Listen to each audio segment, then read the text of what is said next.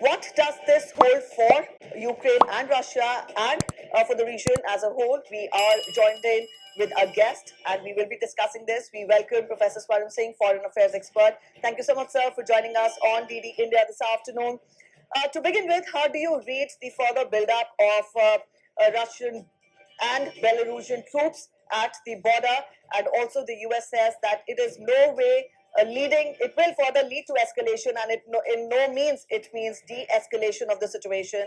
How do you read this? Taking place between how many countries? So first thing to understand is that there are multiple alignments, multiple anxieties between nations. At one level, it is between United States and Russia. At another level, it is between major European countries and Russia's friends like Kazakhstan. You just mentioned President Tokayev is visiting Moscow. Then there is an equation between Ukraine and Russia. Also, equation between Ukraine and the rebel leaders in the eastern sector, where Donetsk and Luhansk People's Republics have been declared. So there are multiple pressure points as a result, and of each initiative, each meeting, there are coming out multiple interpretations. So in that, I think it's a complex picture here.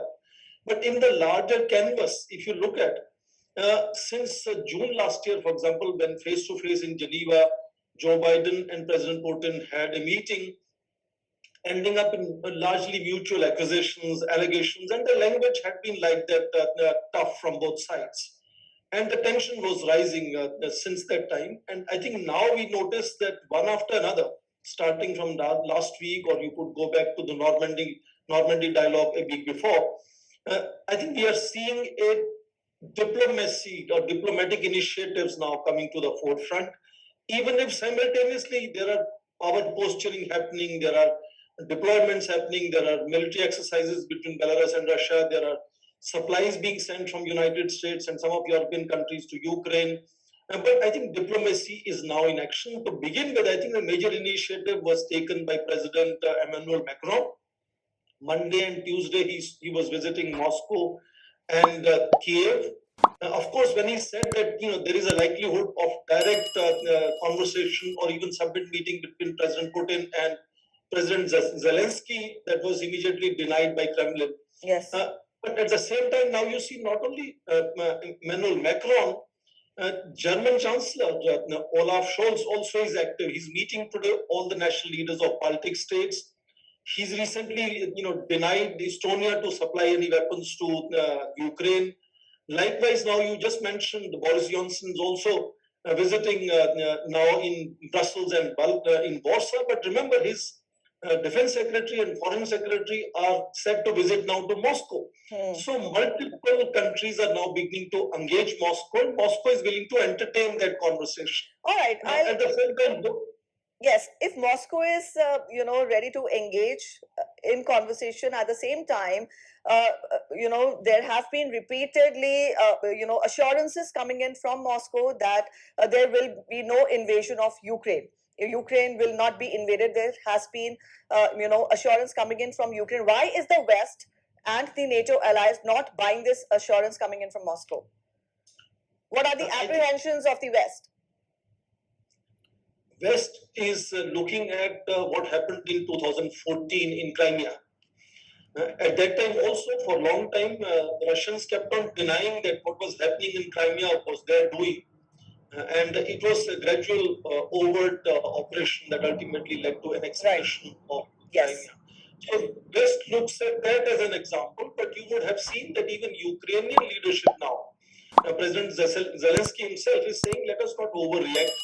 He's even indicating openness to go back to Minsk protocols and begin some kind of a conversation with rebel leaders in the eastern regions, which is ethnic Russian-dominated area.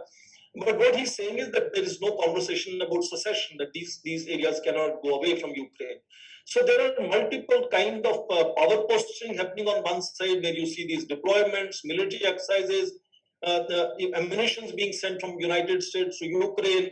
But at the same time, what is new is that leaders are willing to visit, have conversations, and indicate, even if with the tough posturing of severe sanctions and, Russia should not invade, and Russia saying we will not be invading, but at the same time doing military exercises of a huge size with Belarus.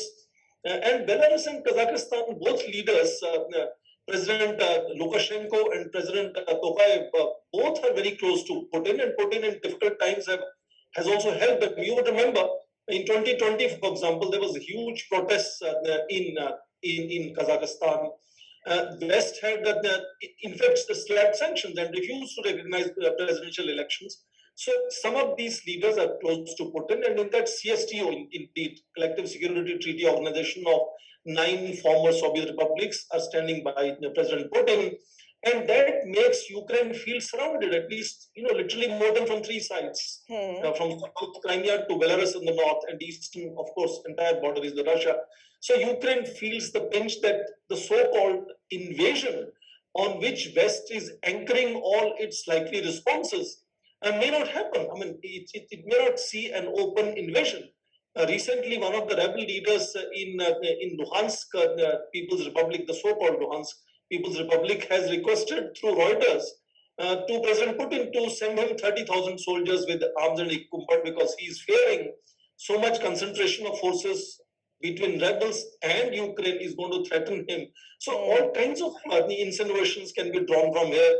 Is it a kind of an orchestration on Russian side, or is it a genuine demand from the ground by those ethnic Russian rebels? So Ukraine is worried about the fact that so-called invasion, which will make most of the liberal democracies in Western Europe really go through legislatures for sanctioning and debating whether they should respond to that, may not be a clear invasion. But last point, I think very quick, is to understand also this whole crisis have shown that all is not well within 30 countries of NATO. They are, obviously speaking in different voices. Yes. And that throws up challenge to United States to, sort of make its expectations, looking at how much unity it has within NATO in that sense. And that has larger impact on US global leadership in that sense. All right, you've put forth the perspective of Ukraine. Can we say that, all right, you're not talking of a direct invasion as well. What options do you see Ukraine has enhanced right now? Is it in a tight spot? Because, West has been assuring military supplies, military troops to Ukraine. But at the same time, if it is invaded, does that guarantee, support? Does that guarantee, support, in fact, coming in from West as well? Would you say that at present it is in a tough spot? Thank you, Preeti, for asking that question. The last good example that we have of a direct and immediate invasion is one of 1990 when Iraq had invaded Kuwait. And we remember that is an example to go by. And that would definitely unite and possibly lead to an action against Russia in that sense. And I think that would really create a huge amount of crisis in international relations. Most countries, including India, will be pushed then to taking sides on which side each country stands. And I think that's a little bit of far-fetched the possibility. Geographically also, if you look at the map of Ukraine, Kiev is much on the north, very close to Belarus. So when we keep talking about unrest and insurgents on the eastern side and Russia's military presence on the eastern side or southern side, southwest side in Crimea, the symbolic, the national capital is quite far away. Even if you remember, Soviet roads are all kind of much straight and sort of easier to move on those roads. But Kiev is not literally in that sense, if you remember North and South Korea, Seoul is just next to the dividing line. Yes. Compared to that, I think Kiev is literally geographically, if you imagine, is kind of relatively at a safer distance from the forces deployed for 8 months that we keep debating about. So therefore, I think clear invasion is very less likely to take place. That will be almost foolhardy of Moscow to think of a clear invasion. Because that I think is very, very, it's expected that then there will be response, because only example that we can go by is the example of Iraqi invasion of Kuwait, and I think that is clearly understood on the Russian side. Russia obviously remembers that example, that consort of willing could then come together. In fact, that could strengthen U.S. leadership, bring all the disjunctions between NATO, to an end, and everybody stands next to. So it's not going to be a wise thing to, let NATO unite against and stand behind President Joe Biden. So I think it's going to be a lingering tensions going on for a long period of time.